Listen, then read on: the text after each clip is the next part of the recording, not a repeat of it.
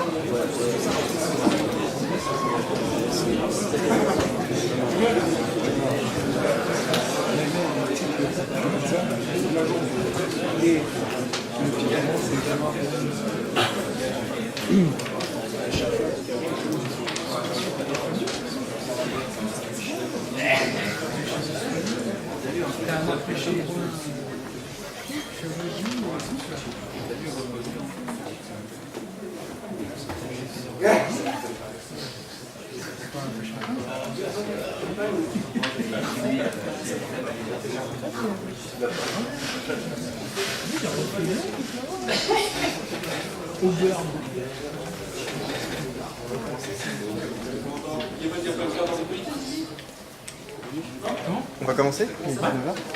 C'est bon? Ouais.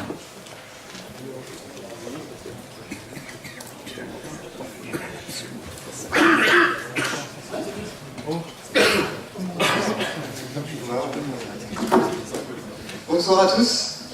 Merci d'être venus à cette troisième édition du GDG Bordeaux. Je voulais commencer par remercier l'Epitech pour le sponsoring de cette soirée. Un grand merci. Emmanuel Demey, ici présent, qui est GDE, le meilleur GDE lillois d'ailleurs. Donc du coup, va nous faire une présentation sur la qualité et l'intégration continue sur un projet Angular. GDE, ça veut dire Google Développeur Expert.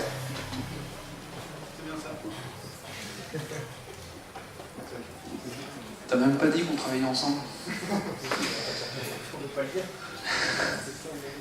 Merci au GDG Bordeaux et à Epitech pour cet événement. Comme l'a dit Seb, je m'appelle Emmanuel Demey, je suis directeur technique de Zénith à Lille, comme Seb à Bordeaux. J'organise le GDG Lille, comme Seb organise le GDG Bordeaux. J'organise aussi le DevFest Lille, il n'y a pas encore BDX.io pour Seb. Et en effet, je suis GDE depuis presque un an, donc ça me permet de faire des conférences, parler, dire des conneries, un peu partout en France. La conf de ce soir, c'est la première fois que je la donne. Je ne sais pas combien de temps je vais durer. On va voir. Peut-être durer un quart d'heure ou 3 heures. On m'a donné 1 heure officiellement, donc je vais me dépêcher. Il n'y a pas de slide. La seule slide, pour que vous puissiez vous souvenir de moi, c'était mon Twitter. Si vous voulez me suivre, poser des questions, @Emmanuel Demey.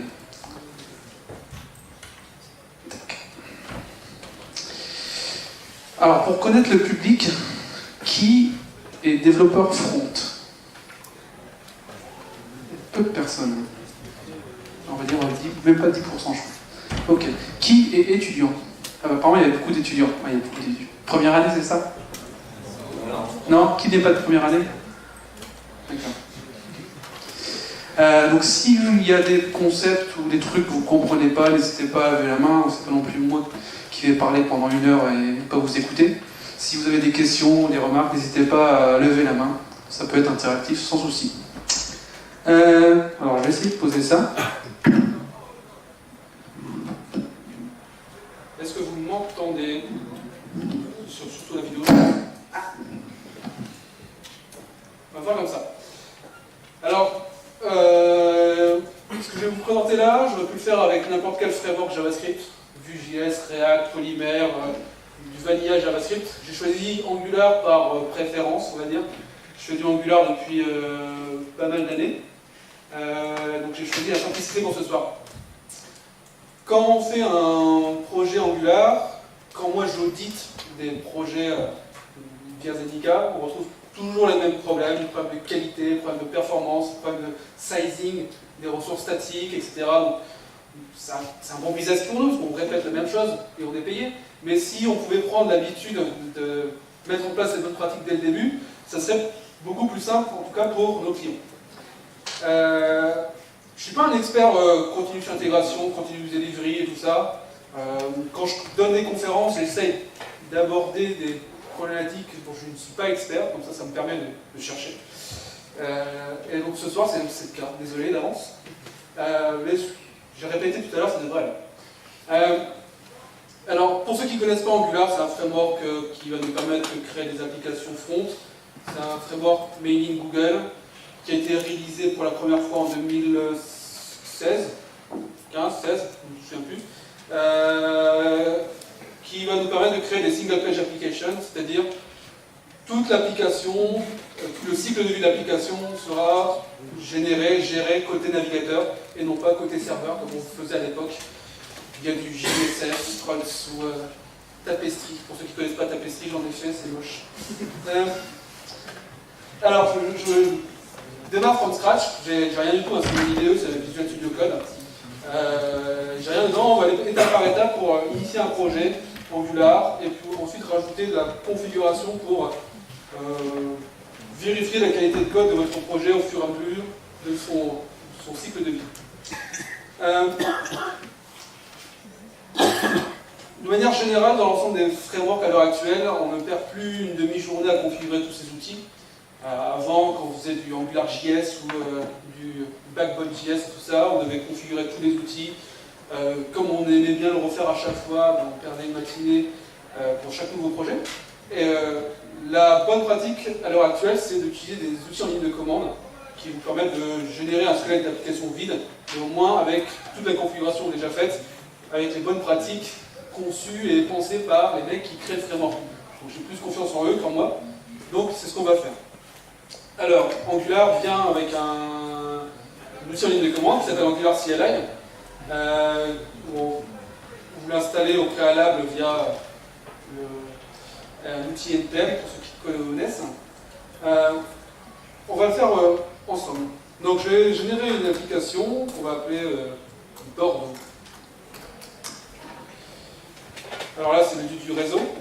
Là, il va me générer un ensemble de fichiers, le strict minimum pour que mon application fonctionne. Le plus long, c'est l'installation des dépendances. Parce que j'ai besoin d'un framework, j'ai besoin d'outils, etc. Donc il va aller attaquer ce qu'on appelle un repository NPM pour pouvoir télécharger toutes ces dépendances. C'est la chose qui prend le plus de temps. Angular, à l'heure actuelle, est en version 6. Angular CLI également. Depuis la dernière version, il synchronise le numéro de version. Puisqu'avant, on était en Angular 5 avec Angular CLI 1. quelque chose. Donc c'était un peu le bordel. Là, ils ont synchronisé les deux numéros de version, donc c'est beaucoup plus simple. Quand vous utilisez Angular CLI 6.1, bah, ça va vous bootstrapper l'application avec Angular 6.1. Le seul problème, pour ceux qui ont déjà fait du Angular, c'est que dans la dernière version d'Angular CLI, il y a une fonctionnalité qui n'existe plus. Donc la communauté n'est pas très contente, ça râle un peu sur GitHub. C'est notamment la configuration Webpack. Donc, pour ceux qui ne connaissent pas, Webpack c'est un outil qui va nous permettre de, grosso modo, prendre tous nos fichiers d'Apscript, nos fichiers, nos codes sources, et générer la version finale, la version de production de notre application qu'on va ensuite livrer sur un serveur. Angular avait pris la décision de cacher ce fichier de configuration Webpack pour éviter de se faire la merde. Parce qu'avant, les gens avaient pris la mauvaise habitude de modifier ce fichier-là et disent « Ah merde, ça marche plus », ils créent une issue sur GitHub sur Angular CLI. Les gens d'Angular CLI ils se disent « Bah non, j'ai pas envie de te répondre parce que c'est toi qui as fait une connerie ». Et donc ils ont décidé de rendre inaccessible ce fichier. C'est le cas aussi pour React et Vue.js. Mais il y avait quand même une commande, vraiment si j'avais envie de récupérer ce fichier et le modifier, rajouter des plugins, rajouter des loaders, il y avait une configuration qui s'appelait eject, pas une configuration, pardon, une commande qui s'appelait eject, qui permettait de le faire. Donc c'était peut-être utile pour certains clients, si vous voulez rajouter un plugin ou gérer une autre extension que le fichier JavaScript ou CSS. En Angular 6, pour l'instant, ils l'ont désactivé cette fonctionnalité.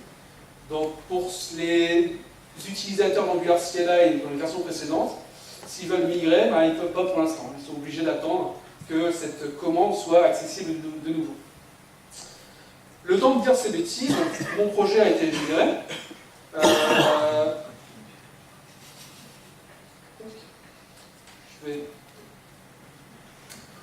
Je vais vous montrer que mon application fonctionne.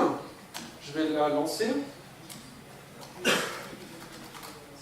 Ah, je suis pas dans le bon projet.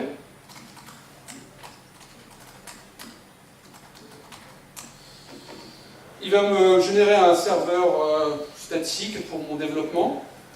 Et normalement,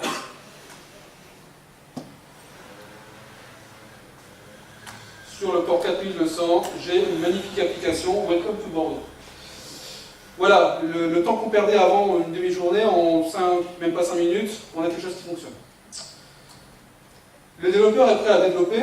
Je ne suis pas là pour faire une présentation des fonctionnalités d'Angular, même si on pourrait en parler maintenant ou pendant le pot à la fin, il n'y a aucun souci. Une fois que mon application est prête, je suis content, je suis prêt à la mettre en prod, je vais être riche avec cette application.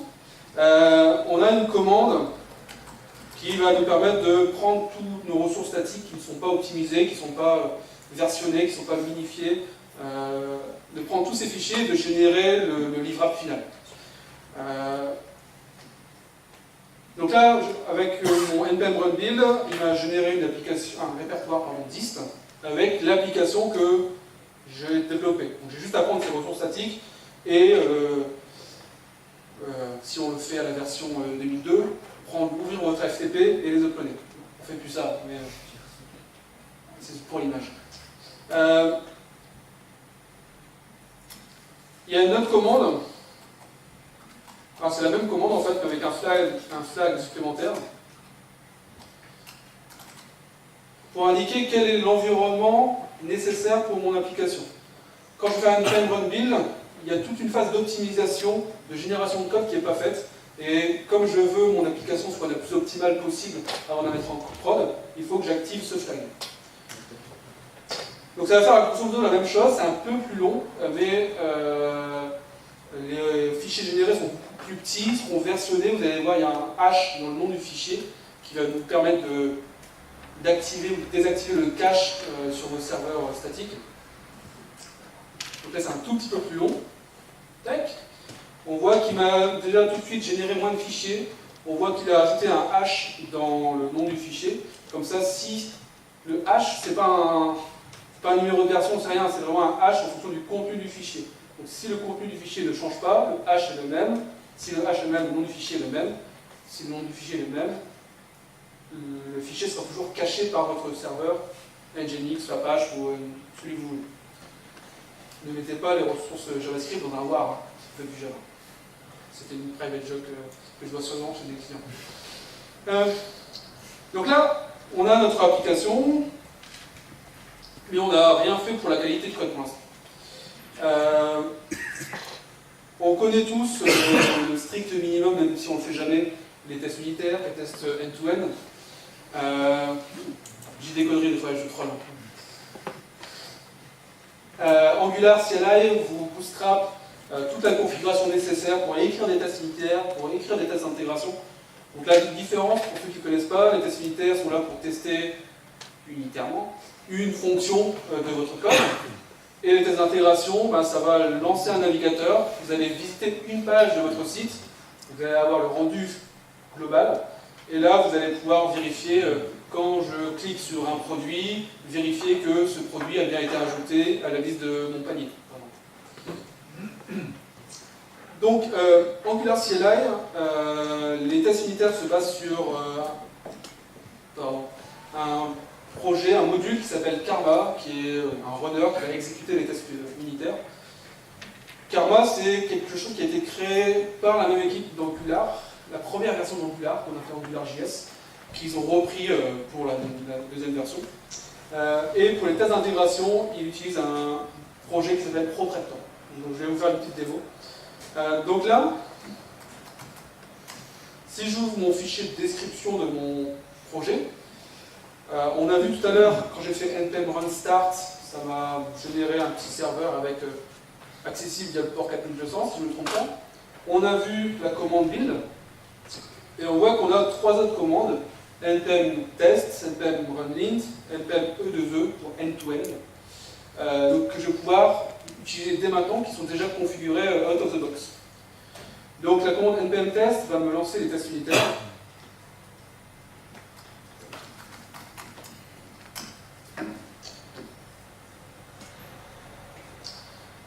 Je n'ai même pas écrit un seul test unitaire, mais quand on bootstrap le projet pour la première fois, Angular CLI te génère un fichier .spec.ts pour le seul composant de votre projet. Donc là, j'ai trois tests qui ont été générés automatiquement par Angular CLI, et on voit que, comme je n'ai pas fait de bêtises encore pour l'instant, les trois tests passent toujours. Si vous voulez avoir un coup d'œil à ce fichier de test, la bonne pratique, alors avant, quand on fait du Java par exemple, on a src main de Java, je fais rarement du Java, la dernière fois que j'avais du Java c'était il y a 5 ans je crois. Comment ? Je perds mon âme. On a notre code source dans src main Java, on a nos tests dans src test Java. Ce qui est un peu compliqué à lire parce que le test associé à ma classe est dans deux répertoires différents. En front, on essaye de mettre dans le même répertoire à la fois le code source de production et le fichier de test. Donc là, par exemple, j'ai un composant qui est grosso modo la page principale de mon magnifique application qui ne fait rien.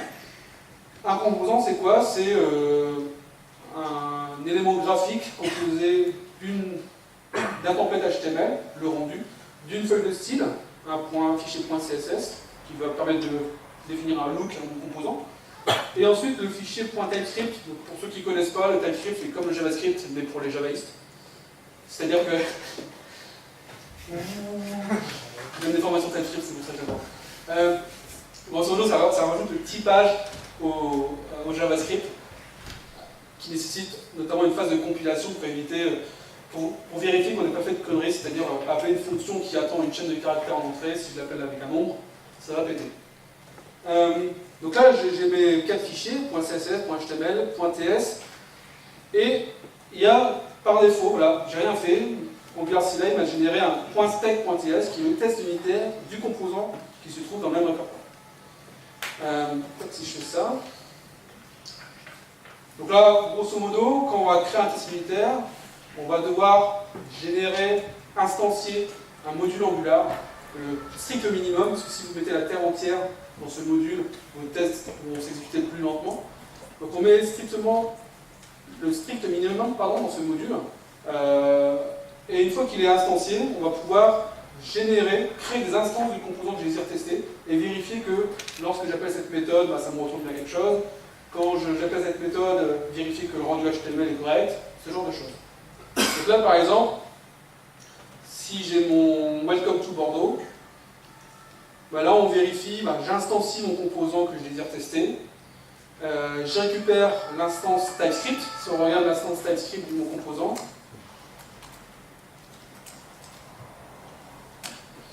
j'ai pratiquement rien, j'ai juste une variable d'instance Bordeaux.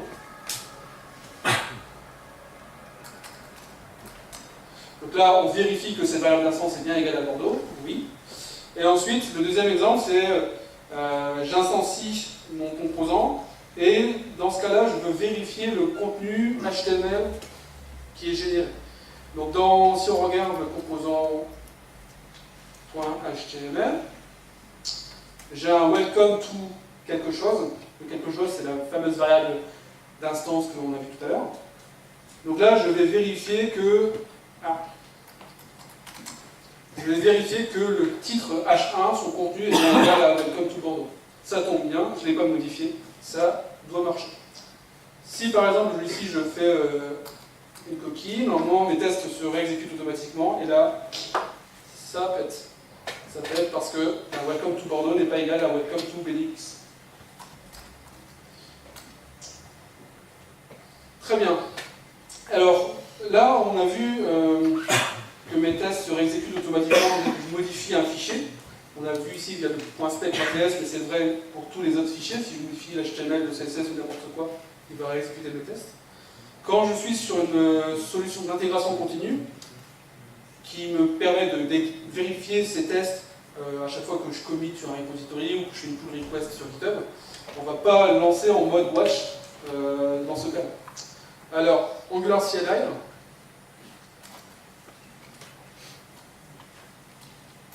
vient avec des paramètres supplémentaires pour cette commande. Donc si je ne veux pas exécuter cette commande test en mode watch, il y a juste un paramètre rajouté en plus. Et donc là, il va juste lancer les tests, les terminer et puis rendre la main. Donc c'est ce genre de use case qu'on va utiliser dans une solution d'intégration continue qu'on verra après si j'ai le temps. Voilà, 3 tests et puis il m'a rendu la main. Si j'ai pas envie de taper ces paramètres en dur dans mon terminal, soit on peut le définir dans un fichier de configuration. Alors pour ceux qui font du front, il y avait très peu de personnes, mais il y a de plus en plus de fichiers de configuration. C'est un peu saoulant. C'est le cas pour Angular CLI. Si on veut configurer Angular CLI, il y a un fichier de configuration qui se trouve à la racine du projet. Donc là, ça c'est un fichier de configuration, ça c'est un fichier de configuration, ça aussi, ça aussi, ça aussi, ça aussi. Il n'y a que ça. Donc on peut définir ce paramètre watch dans ce fichier de configuration, ou bien, lorsqu'on a vu ici la commande test que j'exécute, je peux rajouter directement le flag à ce niveau. Là, si je réexécute npm runtest,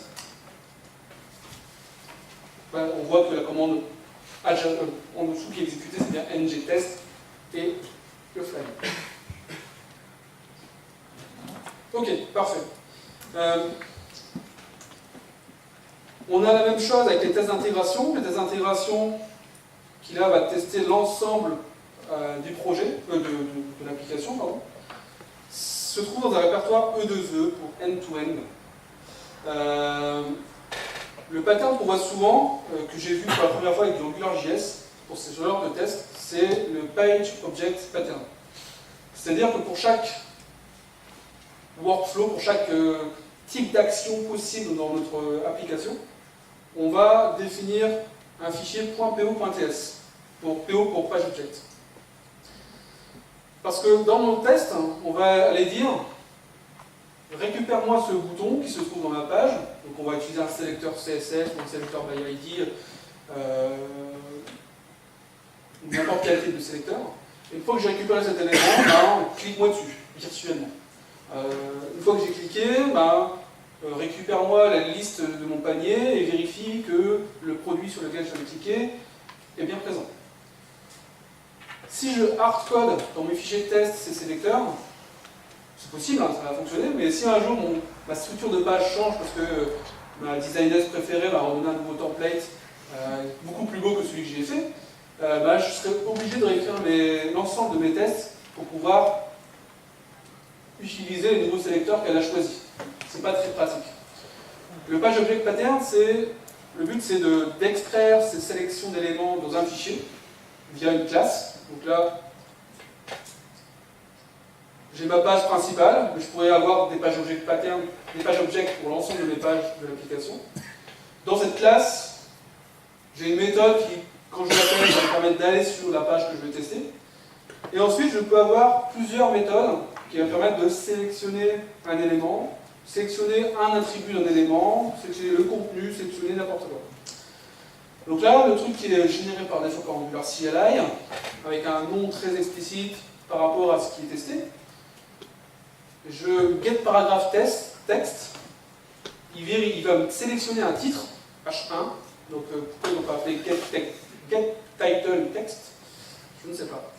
Et une fois que j'ai sélectionné cet élément, il me récupère mon contenu. Donc quand je vais appeler cette méthode, getParagraphTest, grosso modo, mon titre c'est ici, c'est le Welcome to Bordeaux. Donc je vais pouvoir vérifier que ce qui est retourné par cette méthode eh bien, est égal à ce que je désire. Ben, si on regarde le fichier de tests associé, donc il est beaucoup plus simple que des tests unitaires. Donc là, on utilise un framework qui s'appelle un framework d'insertion qui s'appelle Jasmine, qui nous permet de structurer nos suites de tests. Donc Jasmine, c'est un standard dans les tests unitaires, surtout côté front, côté back, quand on fait du Node.js, on utilise Tommoka. Mais bon, grosso modo, c'est la même structure.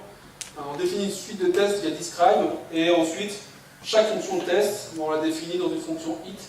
On définit une phrase explicite, ici, parce que c'est cette phrase-là qui va être affichée dans la console.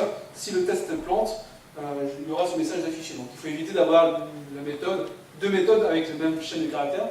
Ce sera beaucoup plus compliqué à débugger. Donc là, je vais sur la page que je désire tester. Et ensuite, j'appelle une méthode getParagraphTest et je vérifie qu'elle est bien égale à la chaîne de caractères que je souhaite. Donc là, normalement, ça ne marchait pas tout à l'heure, on verra. Je vous préviens que ça ne marchait pas tout à l'heure.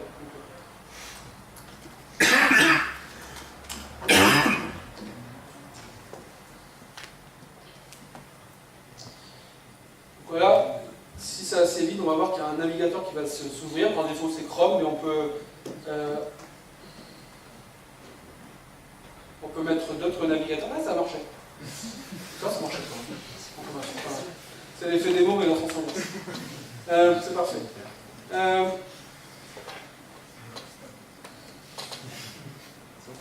Comment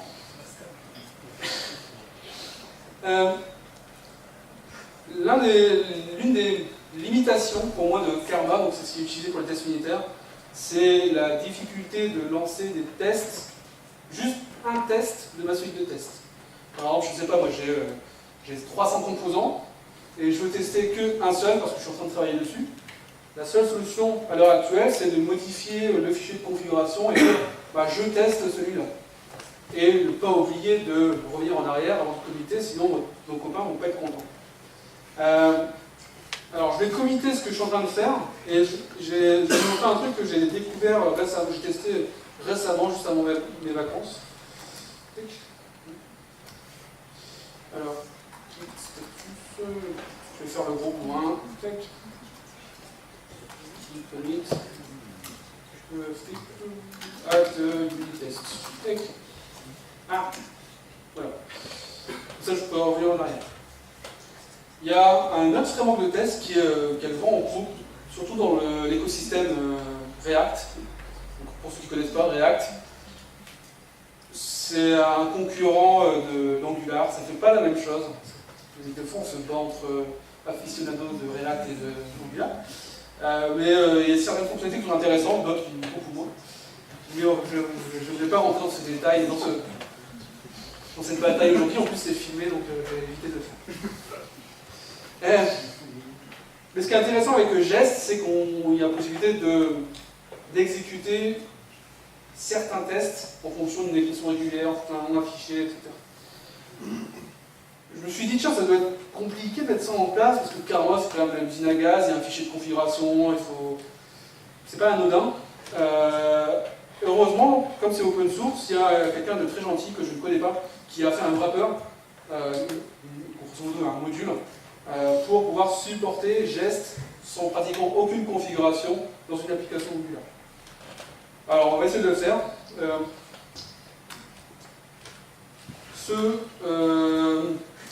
Ce module s'appelle Angular Builder /Jest. Donc là, je vais installer cette dépendance en tant que dépendance de développement, c'est le tiré grand D. Tac. Là, le du réseau.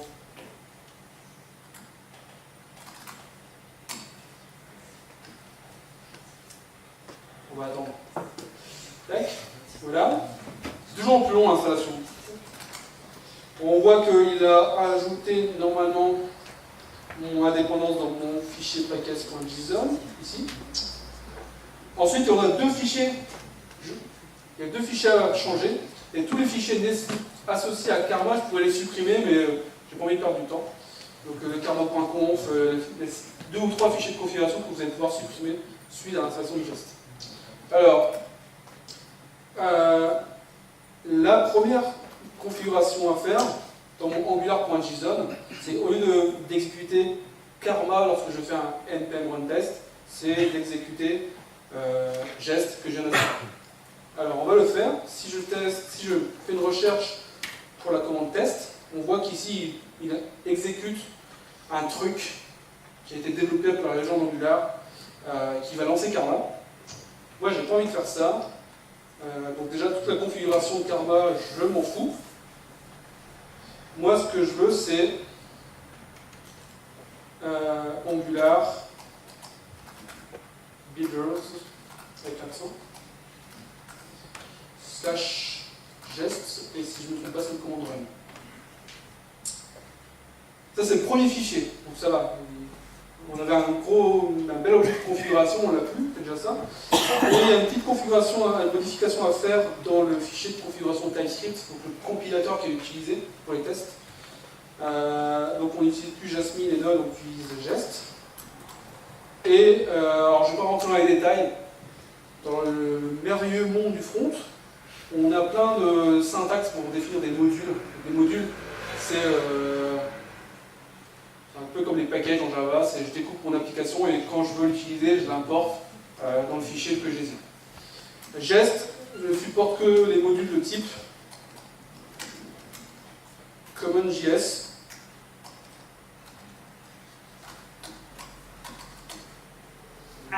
D'accord. Alors voilà, première démo, je ne suis pas sur mon coup, on va tester. npm run test. Donc, ngTest, il utilise la même commande, mais là on. Il râle.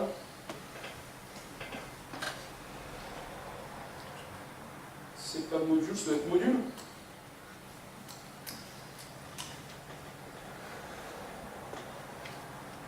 Ah. Donc là, on n'a rien vu de différent. Je vais juste vous montrer en mode watch. Si je supprime ce que j'ai ajouté tout à l'heure comme bêtise, tac. Je vais y aller en mode watch. Et là, ça va être intéressant.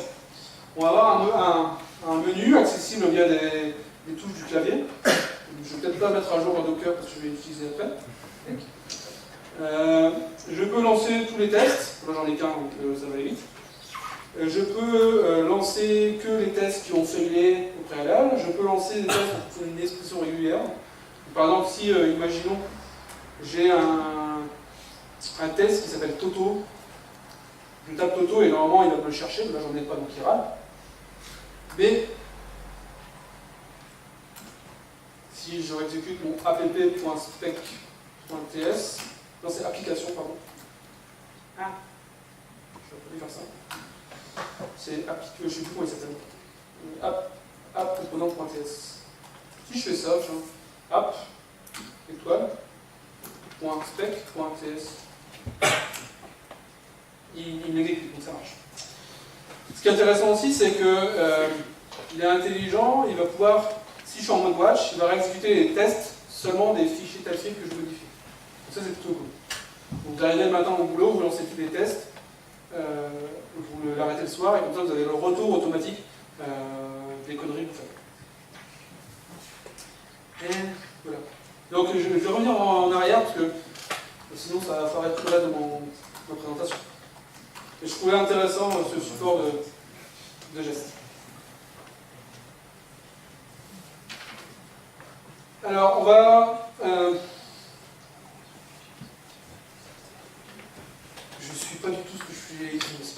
Là, on a des tests unitaires, tests d'intégration.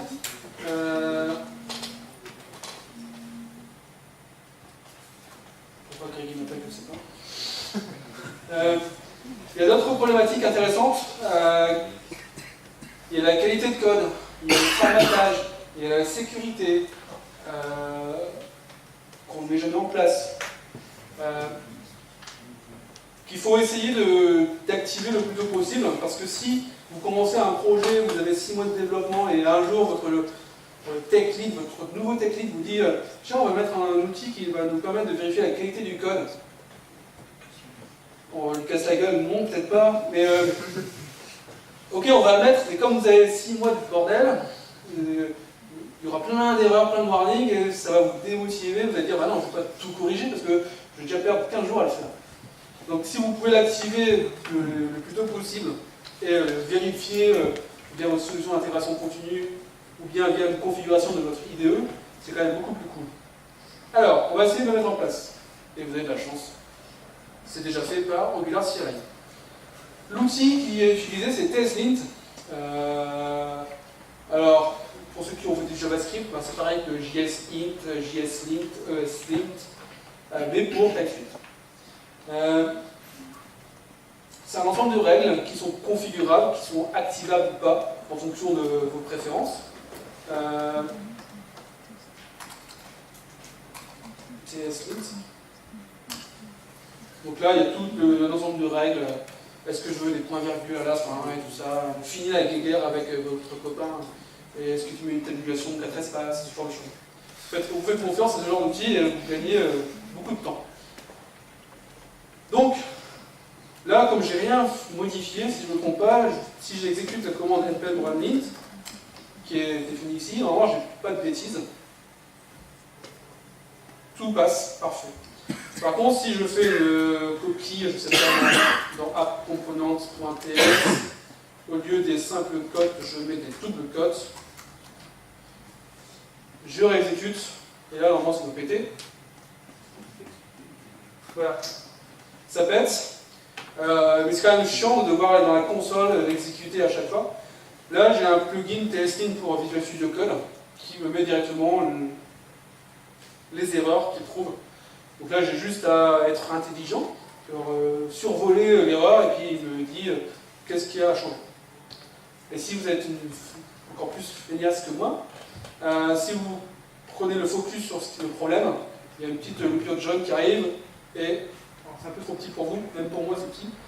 Vous pouvez automatiquement corriger les problèmes. Là, très bien, mais en fait, TSLint, c'est pas un truc qui a été créé par Angular. C'est un truc, un projet à part qui supporte tous les fichiers classiques. Mais moi, j'aimerais bien avoir quelques règles spécifiques à Angular. Par exemple, je ne sais pas, dans tous mes composants, je souhaite qu'ils commencent par GDG. Je sais pas, parce que j'ai envie. Et donc ici, là, si je mets autre chose que GDG, j'ai envie d'avoir une erreur. Bah, heureusement, c'est possible. Il y a un plugin qui a été créé par un contributeur d'Angular, j'ai oublié son prénom, malheureusement, qui s'appelle Codelizer. C'est un plugin à TSLint qui est également installé par défaut dans Angular CLI et configurable. Donc si je reviens ici et que je cherche TSLint, normalement, quelque part, ici, tac.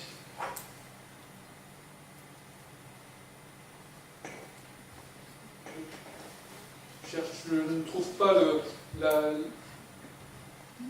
règle qui m'intéresse. Voilà, non, c'est celle-ci.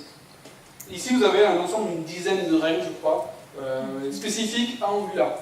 Donc, si je veux vérifier que tous mes composants soient préfixés par la même, suffixés ou préfixés par la même chaîne de caractères, j'ai juste à activer ou désactiver ces propriétés. Pour ceux qui connaissent, on peut définir des règles sur les événements qu'on émet, sur les paramètres, etc. Par exemple ici, tous mes composants sont préfixés par app, c'est le truc par défaut, app-route. Si je mets autre chose, route, GDG, parce que route, ça fait un peu bizarre. Là, il râle parce qu'il faut absolument que mon composant soit préfixé par APP. Où est-ce qu'on change ça avec un coup de bol, ça peut être ici, dans Angular. Voilà. Dans Angular.json, ici vous avez un paramètre préfixe que vous pouvez modifier à votre convenance. Donc, si je veux que tous mes composants s'appellent GDG, ici normalement normalement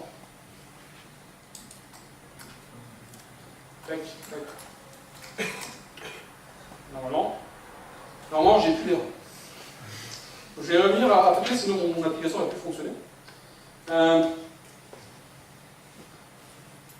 TestLint, c'est une première étape, mais ça ne corrige que de manière unitaire des problèmes dans votre code source. Il y a un autre outil qui a été créé par Christopher de chez Facebook, qui travaille sur React notamment, qui s'appelle Prettier. Prettier, c'est quoi? C'est un module qui prend votre code source, TypeScript, HTML, JavaScript, CSS, Sass, JSON, README aussi, Markdown, pardon, et il supporte pas mal de syntaxe. Il prend votre fichier en entrée, génère ce qu'on appelle un AST, une représentation en arbre de votre code source, et ensuite recrache tout de manière formatée à sa façon dans le fichier final. Cet outil est très peu configurable, c'est voulu, pour éviter encore une fois de perdre 3 jours avec votre collègue. Est-ce que tu mets un point virgule ou est-ce que tu mets 4 espaces ou une tabulation? Donc le but c'est vraiment très peu de configuration, vous faites confiance à Prettier. C'est quand même utilisé sur l'ensemble des projets de Facebook. Encore une fois, je préfère faire confiance à Facebook qu'à moi. Donc, même principe, vous l'installez, npm install Prettier, vous pouvez l'exécuter en ligne de commande. Juste avant la présentation, j'ai désactivé un plugin Prettier que je vais réactiver. Voilà. Enable. Tac. Un peu comme le plugin TestLint de tout à l'heure qui va me permettre d'exécuter Prettier automatiquement depuis mon IDE. Alors j'ai des warnings, mais je n'ai pas jamais eu le temps encore là, de les supprimer ça.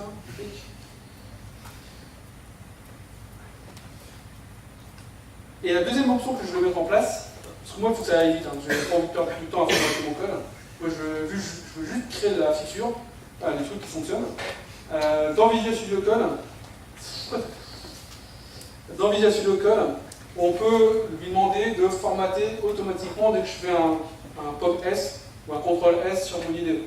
Donc à chaque fois que je vais écrire une bêtise mal formatée et tout ça, juste le fait de faire un pop S, bam, ça va me formater, je suis prêt à committer sans problème. Donc là également, j'ai désactivé tout à l'heure pour le but du début de la présentation. Donc je le réactive. Je le ferme. Et là, si je fais des bêtises, si par exemple je ne mets pas d'indentation, il le met. Et là, c'est là où c'est marrant. Non mais c'est con. Non, c'est pas con. Prettier et TSLint ne sont pas d'accord entre eux. Par défaut, dans TSLint, c'est des simples codes qu'il faut, et Prettier, par défaut, c'est du double code. Donc il faut dire à l'un ou à l'autre quelle est la bonne solution pour votre use case. Prettier,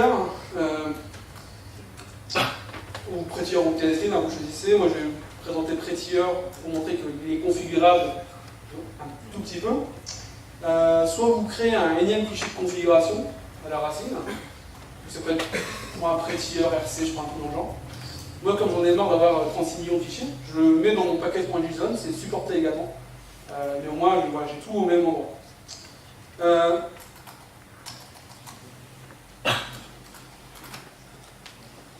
Donc, je vais configurer Prettier.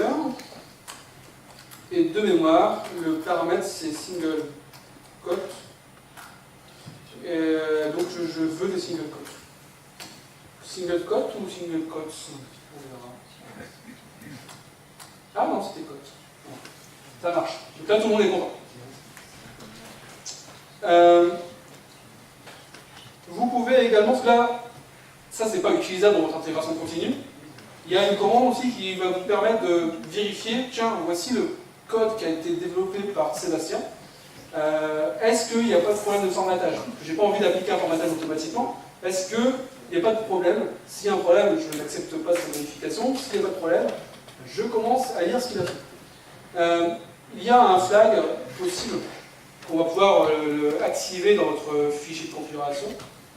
Donc par exemple ici, là, on va rajouter une commande prettier test, je sais pas, on va dire ça. Vous le nommez comme vous voulez.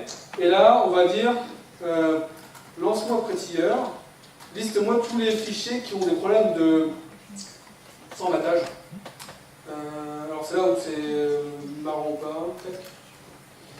Pour escaper. Alors je vais lui dire, tu me formates, tu me prettier, je vais inventer un verbe, tu me prettier que les fichiers .TypeScript qui se trouvent dans le répertoire src slash n'importe quoi slash .ts. Et donc là, si je peux exécuter la commande npm run prettier test,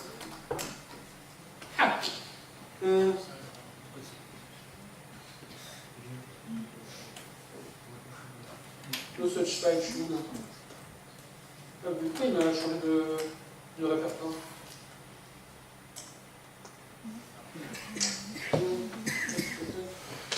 Je vais installer, je suis bête. npm install prettier. Je fais les claquettes. Elles sont filées, hein. J'ai des notes, mais je les ramène pas. Je vérifie. Il a pété. Pourquoi il a pété? Je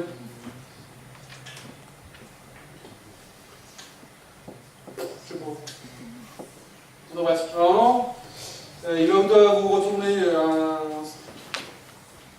un code de retour 0 ou 1 en fonction de est-ce que j'ai des fichiers qui nécessitent un formatage ou pas. Et donc cette valeur, vous pouvez l'utiliser dans votre système d'intégration continue pour vérifier si Sébastien code bien. Il code bien, il fait du Go, donc il a un formatage automatique. Il y a des Go.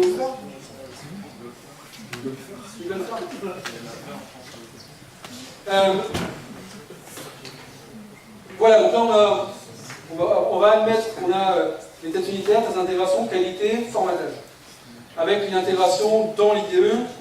Là j'ai le VS Code, mais ça marche sur Sublime, sur Atom, sur WebStorm, sur alors, je ne sais pas, Emacs ou VI, mais je pense qu'il doit y avoir des choses qui fonctionnent. Très bien. Mais là, avant, je vais regarder l'heure parce que c'est déjà 48 minutes. La vache. Je vais tenir 1h30, ça va. Avant de faire l'intégration dans Angular CLI, dans GitLab, dans Travis ou dans Jenkins, j'ai envie de vérifier ces choses sur le poste du développeur. Donc à chaque fois que je vais committer, avant de committer de la merde, j'ai envie d'exécuter cette vérification en amont. Pour cela, dans le protocole Git, on a ce qu'on appelle des hooks qui sont définis via des fichiers de script. Vous prenez le langage que vous voulez, du Bash, du Python, du Go, du Node.js, n'importe quoi. Et ces hooks sont exécutés automatiquement par Git en fonction de la commande que vous êtes en train d'exécuter. Donc quand je vais commiter une connerie, il va exécuter d'abord le hook pour vérifier que je peux commiter sans aucun souci. Le problème avec les hooks, pour moi, c'est qu'ils sont pas... Ils se situent dans un fichier, dans un répertoire, .git, pardon. Ici, .git, qui n'est pas versionné sur le repository Git. On est obligé de faire des liens symboliques entre quelque chose qui est dans mon répertoire, qui est versionné, faire un lien symbolique vers ce répertoire hooks que vous voyez ici. Donc c'est possible, hein, c'est ce que normalement on doit faire. Mais moi, comme je n'ai pas envie de le faire, alors, je vais utiliser un module qui s'appelle Husky.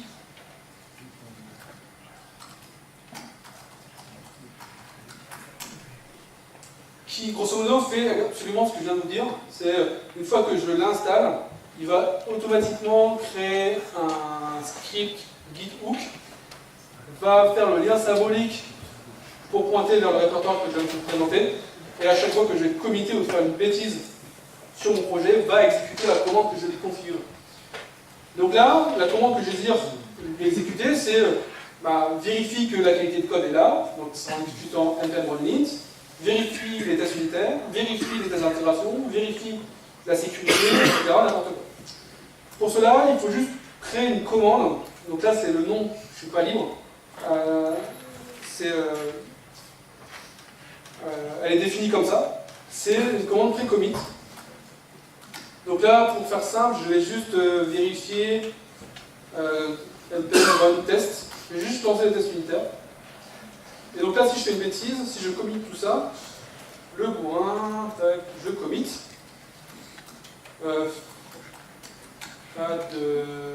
Oups. Il me lance les tests en amont. Si les tests passent, il fait le commit. S'il ne passe pas, il ne le fait pas. Donc là, normalement, comme j'ai rien pété, il doit faire le commit. Voilà. Là, il m'a commité mon code. Parfait.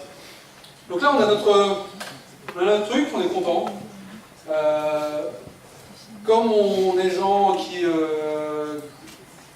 ne font confiance qu'au buzzword, j'ai envie de mettre ça dans Docker. Alors, je ne suis pas du tout un Docker man, mais je vais tester. Qui ne connaît pas Docker? Ah, il y a plein de gens. Moi non plus. Si, en fait, ma définition. Docker, c'est un produit qui a été créé par des Français il y a combien de temps?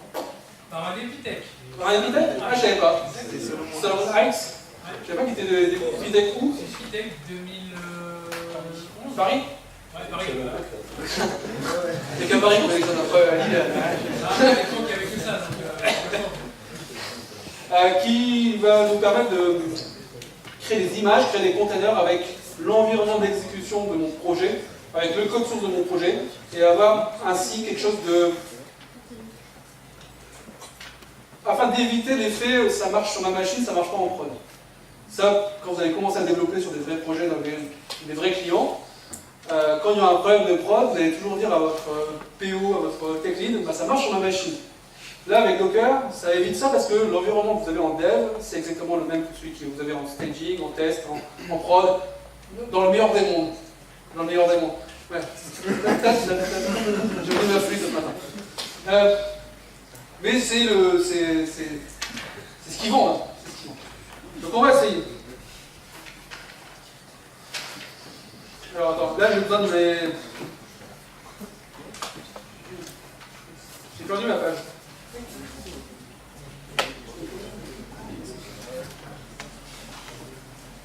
Alors attendez, je vais faire une plaquette. Non.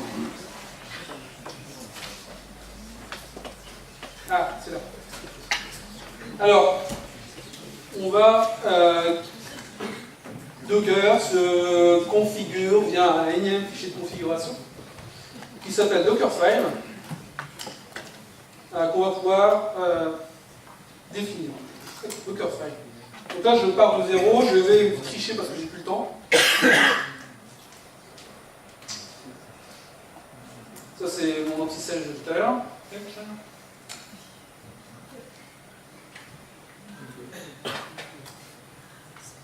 Alors là, c'est un fichier de configuration qui se base sur une dernière fonctionnalité qui est apparue il y a un an, je crois maintenant, le multistage dans les fichiers de configuration. Premièrement, ici, j'indique que dans un environnement Node version 9.5, je copie-colle grosso modo mon paquet.json, je fais l'install, je copie mon code source et ensuite je génère l'environnement, mon livrable final. Là, on retrouve notre npm run build de tout à l'heure. Donc là, ça va me créer dans un répertoire, dans un container, mes livrables que vous avez vu tout à l'heure. Par contre, je crois qu'il y a une petite coquille. Ouais. Ici, c'est pas app, c'est Bordeaux, parce que je l'ai appelé Bordeaux. Ensuite, dans un deuxième stage, dans une image Nginx, qui est grosso modo l'un des types de serveurs qu'on utilise pour livrer des ressources statiques, je prends ce qui a été généré dans l'étape précédente et je le mets dans le répertoire par défaut d'Nginx. Et là, par magie, si je build mon image, Docker build, je vais lui mettre un petit nom, Sébastien. Ça va me créer une image. L'image, éventuellement, après, je peux la uploader vers un hub, ce qu'on appelle un Docker Hub, ou sur GCP, ou sur autre solution d'hébergement, d'image Docker. Donc on retrouve notre npm install, donc ça prend du temps. J'ai des warnings, sécurité c'est pas très grave, j'ai pas le temps de le border.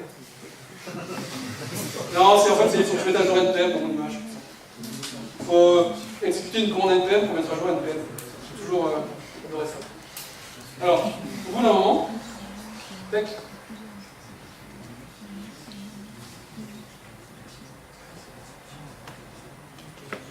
Allez. Une fois que j'ai cette image, je vais pouvoir créer les instances de ces images, qu'on appelle les containers, je peux en avoir plusieurs. Ensuite, si j'avais le temps et si j'avais eu le courage de me renseigner sur Kubernetes, j'aurais pu le mettre en place, qui va me permettre de créer automatiquement de nouveaux containers en fonction de la charge que j'en montrais. Mais j'ai essayé, j'ai pas réussi. Donc je vais enlever ma démo. Allez. Bon, faites-moi confiance, on va attendre que ça marche. Là, c'est chiant aussi. Je suis obligé de le faire à chaque fois. Donc là, j'ai triché, j'ai fait un copier-coller de mort. Hein. L'une des fonctionnalités que je voudrais vous montrer, qui est spécifique en Angular, je pense pas que ça existe en React. En Vue, je pense que ça existe parce qu'ils ont mis à jour leur outil en ligne de commande récemment. Je n'ai pas encore testé. C'est des plugins qu'on va pouvoir ajouter pour pouvoir générer de nouveaux fichiers dans notre projet. À l'heure actuelle, Angular CLI nous permet de générer des composants, de générer des services, des classes, des routes, des modules, etc. Moi, j'ai envie d'une commande qui va me permettre de générer des Docker frames. Ouais, parce que j'ai oublié de sauvegarder comme un con. Je l'ai vu, hein, j'ai dit par mégarde ça va passer, mais non, mec. Allez, on refait. Les schematics, donc ça s'appelle des schematics. C'est le fonctionnement de base dans l'Angular CLI. Tout se base sur ce genre de principe. D'ailleurs, depuis peu, il y a un outil qui existe qui s'appelle Angular Console.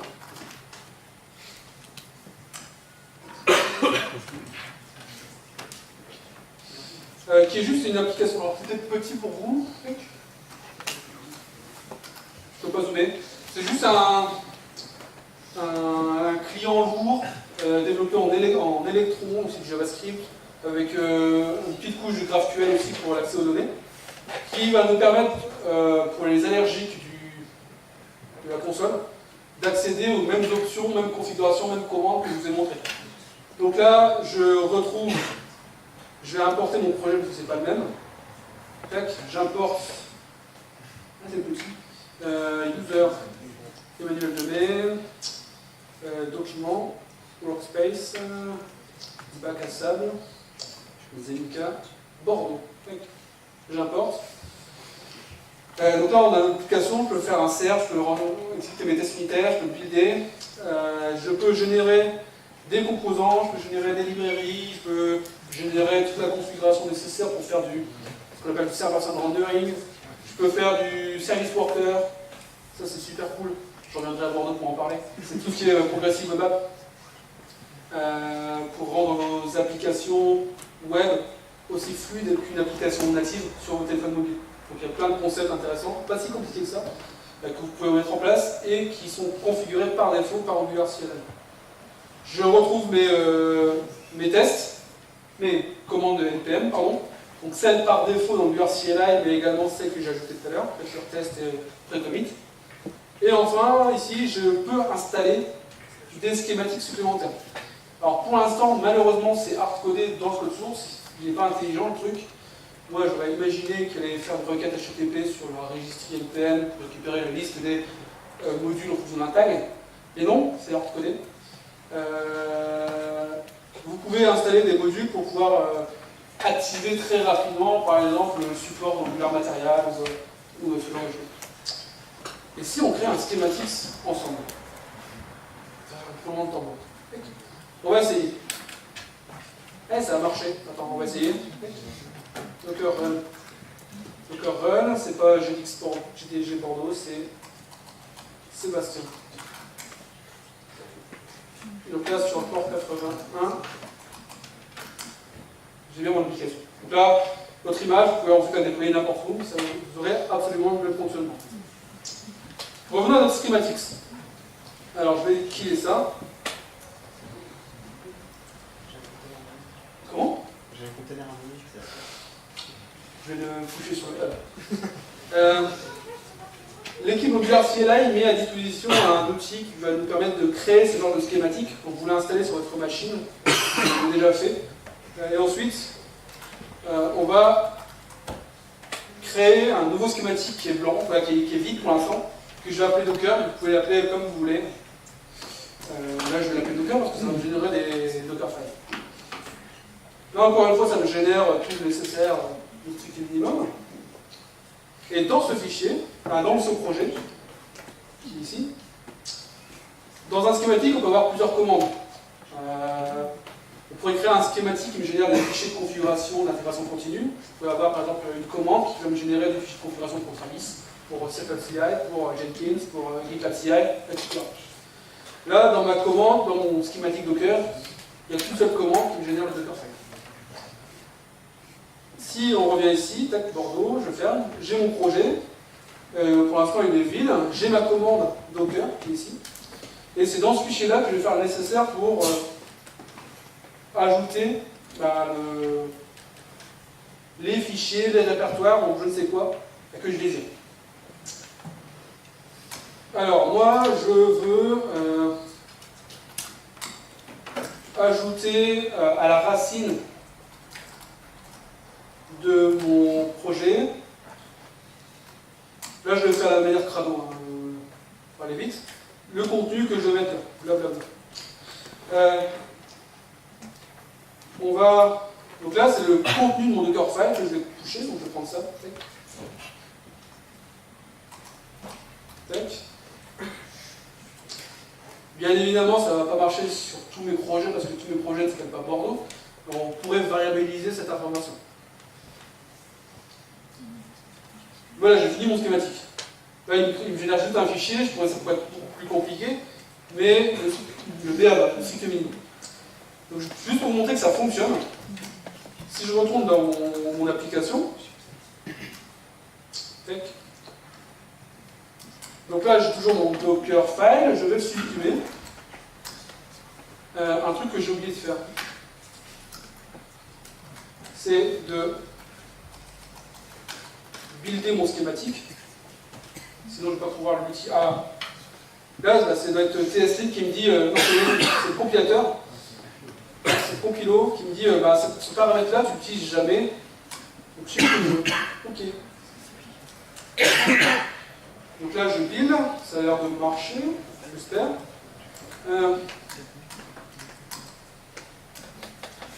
Pour pouvoir, quand j'ai deux projets NPM, Node, dont l'un dépend de l'autre, j'ai pas envie de faire un NPM install de chaque nouvelle version du module, ça va être un peu chiant. Il y a une commande en NPM qui s'appelle link, qui nous permet de faire un lien entre un module que je désire installer dans mon projet et un répertoire qui se trouve quelque part sur ma machine. Et dès que je modifie ce répertoire de ma machine, automatiquement j'aurai la dernière version dans mon projet. Donc c'est ce que je vais utiliser pour cette démo. Donc je vais linker mon répertoire Docker que j'ai créé. Docker, c'est long. Donc voilà. Donc là, si je fais des modifications dans Docker, automatiquement ça sera impacté dans mon application. Et là, par magie, normalement, je peux faire appel à mon schématique qui s'appelle Docker, à sa sous-commande qui s'appelle Docker. Docker. Je n'étais pas inspiré sur les noms. Et là, normalement, ça va créer mon Dockerfile. Donc vous pouvez imaginer avoir un catalogue de schématiques chez vous, pas dans votre maison, dans votre société, pour pouvoir s'assurer que vous avez les mêmes fichiers de configuration, vous avez les mêmes si vous avez besoin d'une fonctionnalité, d'en créer un schématique et de la réutiliser facilement.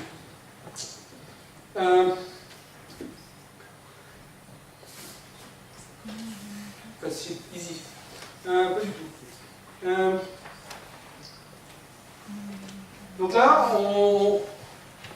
on va essayer maintenant là tout est sur ma machine, mais sur des vrais projets, je ne suis pas tout seul à développer.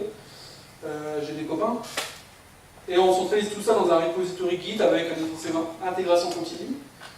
Pour ma part, j'avais envie de tester GitLab. Donc j'ai choisi GitLab et GitLab CI, que je ne connaissais pas du tout avant de faire cette démo.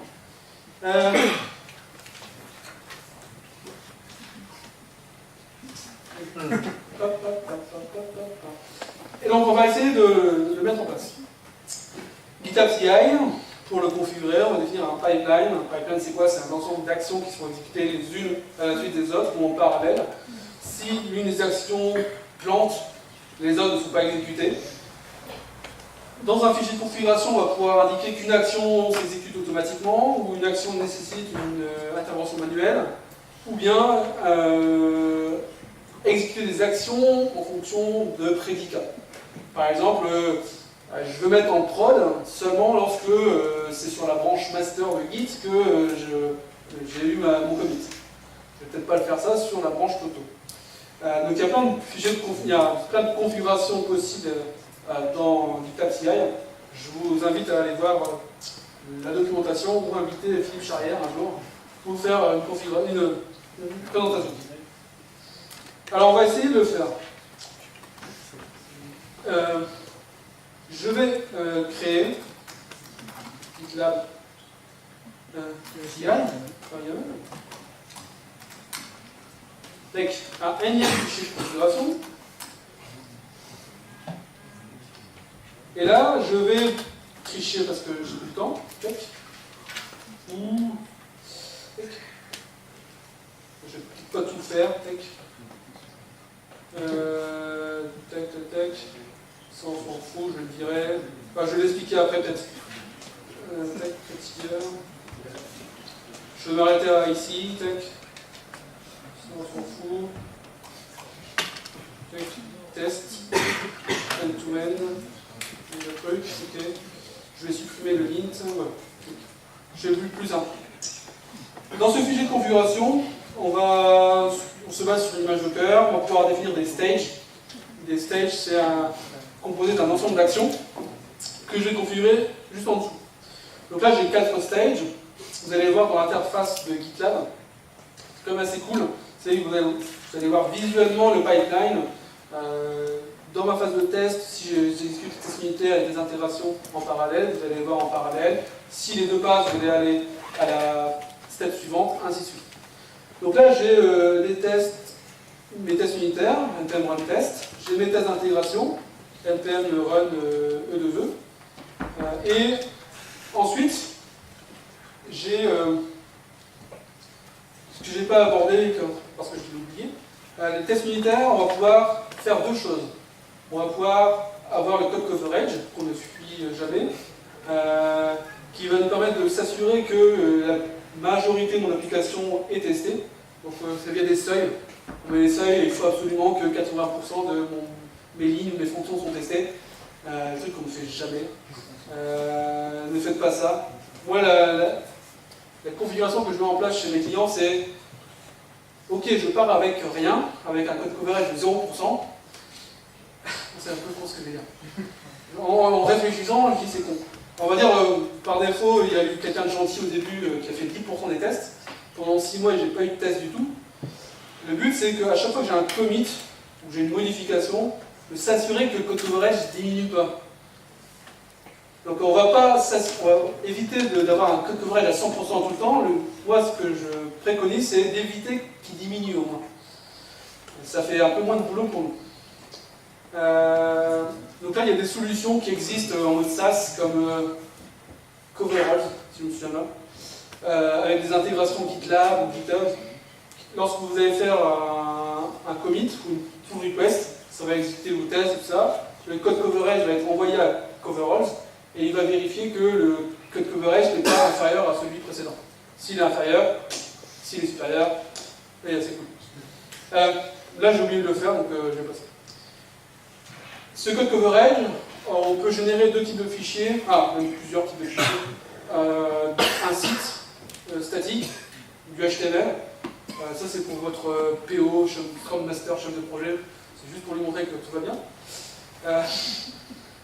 Mais peut-être vous avez des tests qui font rien en fait, mais ça, c'est autre chose. Et un autre type de fichier qu'on appelle des lconv only. C'est juste un fichier standard pour les code coverage qui peut être intégré à d'autres solutions. Par exemple, dans Jenkins, vous allez pouvoir avoir des beaux diagrammes sur le code coverage en fonction du temps et tout ça. Un truc que vous ne regardez jamais en tant que développeur, mais c'est votre chef qui le revient. Donc là, ce code coverage, le répertoire qui est créé avec mon HTML, j'indique que le répertoire coverage c'est un artefact, et cet artefact, je vais pouvoir ensuite faire quelque chose avec. Et là, moi ce que j'ai fait, c'est une fois que tout est ok, tous les tests sont passés, le formatage et tout ça, c'est que je vais déployer mon répertoire coverage sur un site statique qui sera hébergé par GitLab CI, par GitLab. Donc c'est un peu comme GitLab avec les GH Pages, c'est qu'on va pouvoir gratuitement héberger des ressources statiques sur GitLab CI pour des sites comme ça, la documentation technique, code coverage, n'importe quoi. Donc là, on est en une dizaine de lignes de code.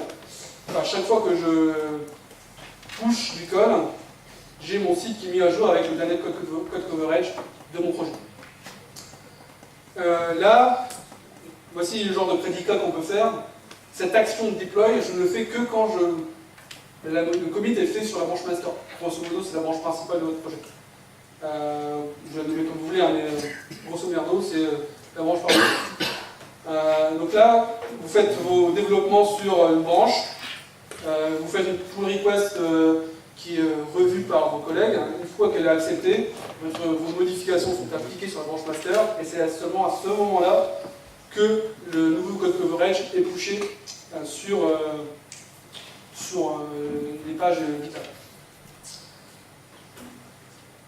Et ensuite, dernière étape,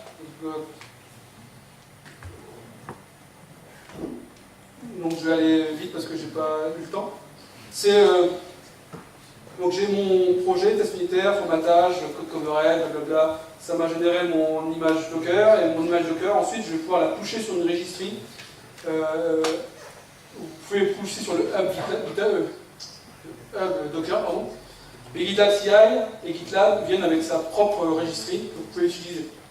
Donc là, grosso modo, c'est quand les modifications sont actives sur la branche master, et lorsque il y a une petite main qui clique sur un bouton dans GitLab CI, parce que je ne suis pas encore confiant sur mon code, il faut absolument le faire à la main pour pusher ça sur le hub. J'exécute ces commandes, grosso modo ça me log sur la registry GitLab, ça me build mon image et ça la push sur la registry. Et ensuite, après, si vous avez des intégrations du Kubernetes, de OpenShift, tout ça, vous pouvez récupérer automatiquement ces images, faire du blue green déploiement, de l'A/B testing ou ce que vous voulez, grâce à cette image. Alors,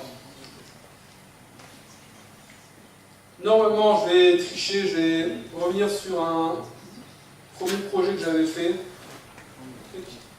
pour montrer à quoi ça ressemble.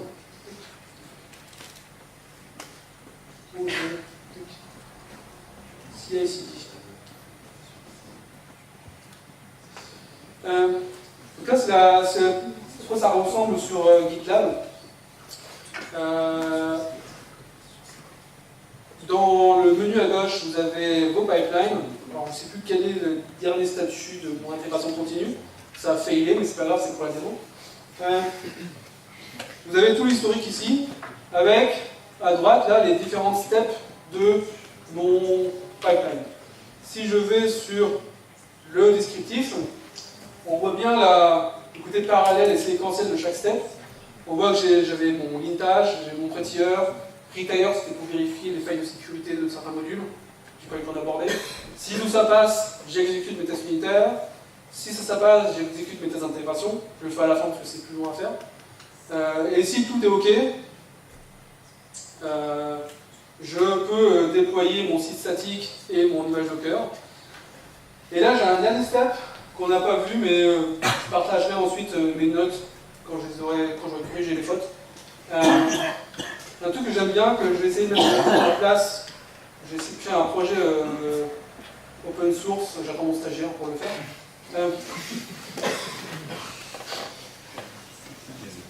C'est dégueulasse.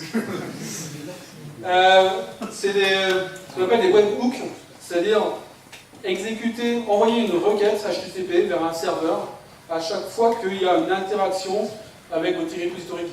Ça peut être un push, ça peut être un commit, ça peut être je crée une branche, une pull request, n'importe quoi. Ce genre de fonctionnalités, on les a dans GitLab et on les a dans GitHub. Donc le but serait de faire un truc commun qui fonctionne sur les deux. Et donc là, le code que j'avais fait, c'est à chaque fois que je fais un commit, parce que j'avais des collègues un peu nazis sur les commits de messages, il faut absolument que le commit de message commence par une certaine jeu de caractères et tout ça, parce que ça simplifie la visibilité dans le changelog qui est généré. On lui jamais non plus. Attends. C'est pas ça? C'est ça? C'est sûr. Ça c'est ma... Tac. Donc je partagerai tout ça.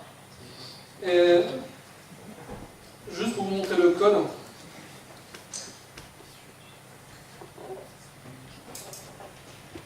Je n'ai plus le code.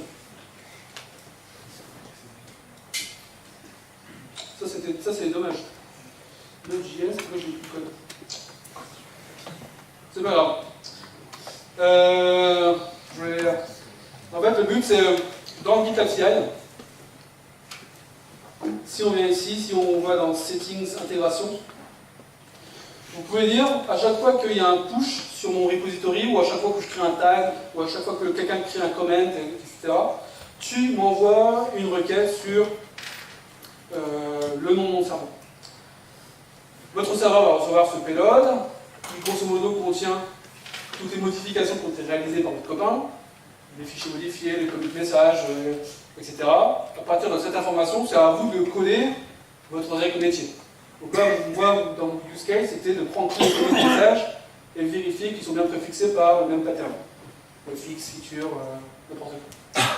Et si ce n'est pas valide, bah, on a une API dans GitLab qui va nous permettre de modifier l'état d'un commit. L'état d'un commit, c'est quoi? C'est est-ce qu'il est acceptable ou pas? Est-ce que je peux le merger sans aucun souci sur la branche master ou pas? Donc il y a une API pour ça qui permet le fait que j'ai utilisé dans mon application, Node.js, que j'ai perdu. Petite astuce, parce que si vous créez vos webhooks à la main sur votre machine, vous avez envie de tester vos webhooks qui sont encore en local, qui sont accessibles que en localhost, depuis GitLab. GitLab ne peut pas accéder à localhost parce que c'est pas disponible, pas accessible. Il y a un petit outil qui est sympa qui est ngrok, je ne sais pas si vous le connaissez.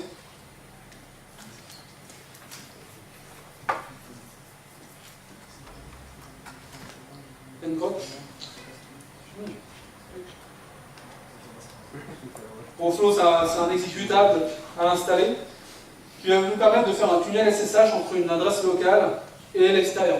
Et donc, c'est cette adresse extérieure que vous utilisez dans votre outil, ici c'est GitLab, mais ça peut être n'importe lequel. Bon, c'est pas à mettre en prod, de toute façon, vous êtes limité à une seule requête, je crois, dans la version gratuite, c'est un seul tunnel SSH, si je me souviens bien. J'ai jamais fait plus, de toute façon. Après, il y a une version payante, si vous voulez. Alors c'est con que ça marche pas. Et donc c'est ça qu'on voit ici, là, CI Pipelines. J'ai fait une bêtise, j'ai appelé mon commit message GDG Bordeaux. Et donc là, comme il faut absolument se préfixer par un ensemble de mots-clés, ben ça a merdé. Par contre, celui d'en dessous, fixe de point GDG Bordeaux, là ça va passer.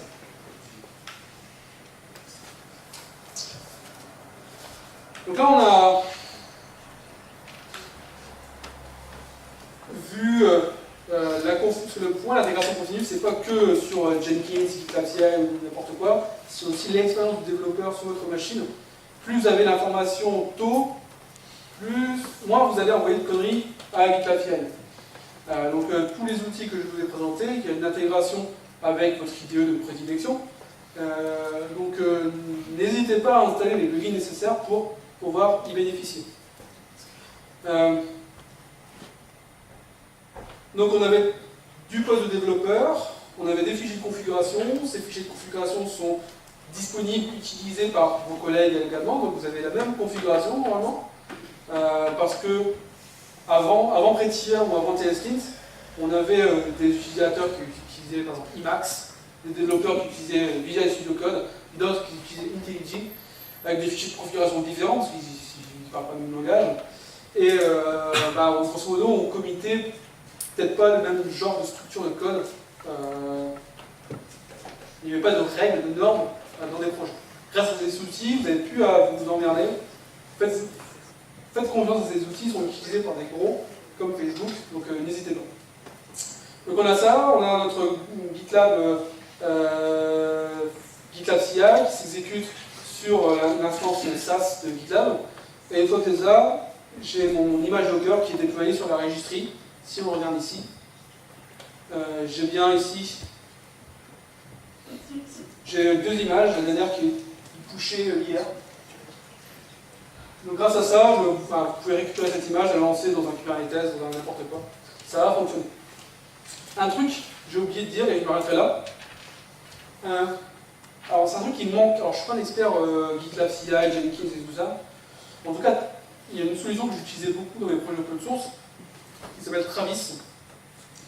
Et à chaque fois que je voulais configurer Travis, jouer un peu avec, bidouiller, tout ça, la seule solution que j'avais trouvée, moi, c'était de committer, de pusher sur le repository pour pouvoir tester mon job de Travis. Alors c'est peut-être pas la seule solution, mais avec mon niveau de compétence en intégration continue, c'était la seule. Et le truc cool avec GitLab CI, c'est qu'il y a un runner que vous pouvez installer sur votre machine et l'exécuter.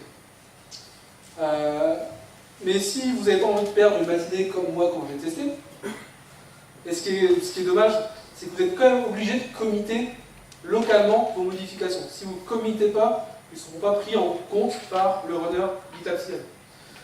Donc vous pouvez faire plein de commits dégueulasses, on s'en fout. Une fois que votre job GitLab CI correspond à ce que vous voulez, vous pouvez réécrire l'historique de Git avec, en squashant tous les commits en un seul. Donc là par exemple, GitLab CI, je ne sais plus chez qui je suis là, mais c'est pas grave, je vais l'exécuter. Par exemple, si je veux tester mes tests unitaires, ici, test. GitLab runner, ouais. Je lance le test, et là, normalement, il va m'exécuter ce que je lui ai dit d'exécuter. Donc c'est un bon moyen de tester votre job avant de pusher sur votre repository. Bon, ça installe, c'est tout bordel.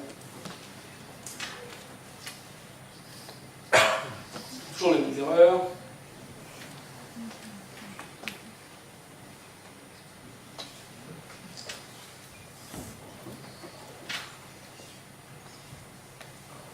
Allez, bon ça va fonctionner, de toute façon je ne vais pas modifier. Voilà, alors j'ai dépassé comme prévu. J'ai mis en vain. Je n'ai pas parlé de tout. N'hésitez pas à poser des questions après, lors de la bière. Pour moi, il y a de la bière. Je viens de Lille. Si vous avez des questions sur mon talk ou sur Angular de manière générale, n'hésitez pas à venir me voir. Merci à vous. Et je ne sais pas s'il y a des prochains rendez-vous au TDG.